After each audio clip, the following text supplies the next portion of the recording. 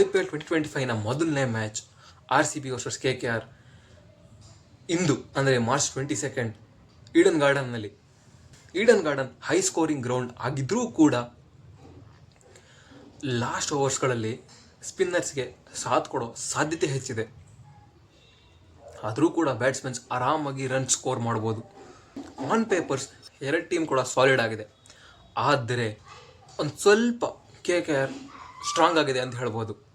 ಅದರಲ್ಲೂ ವರುಣ್ ಚಕ್ರವರ್ತಿ ಹಾಗೂ ವಿರಾಟ್ ಕೊಹ್ಲಿ ಅವರು ಚಾಂಪಿಯನ್ಸ್ ಟ್ರೋಫಿಯಲ್ಲಿ ಎಕ್ಸಲೆಂಟ್ ಪರ್ಫಾರ್ಮೆನ್ಸ್ ಮಾಡಿದರು.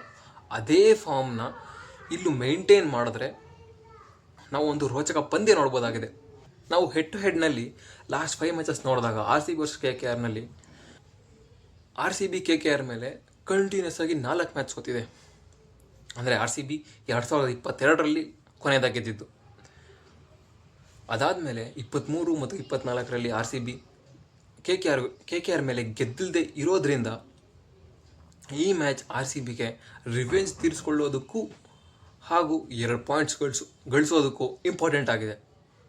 ನೋಡೋಣ RCB ಹೇಗೆ ಪರ್ಫಾರ್ಮೆನ್ಸ್ ಮಾಡ್ತಾರೆ ಅನ್ನೋದನ್ನು. ಈ ವಿಡಿಯೋ ಇಲ್ಲಿ ಮುಗಿಸ್ತೀನಿ. ಮ್ಯಾಚ್ ಆದಮೇಲೆ ಮತ್ತೆ ಸಿಗೋಣ.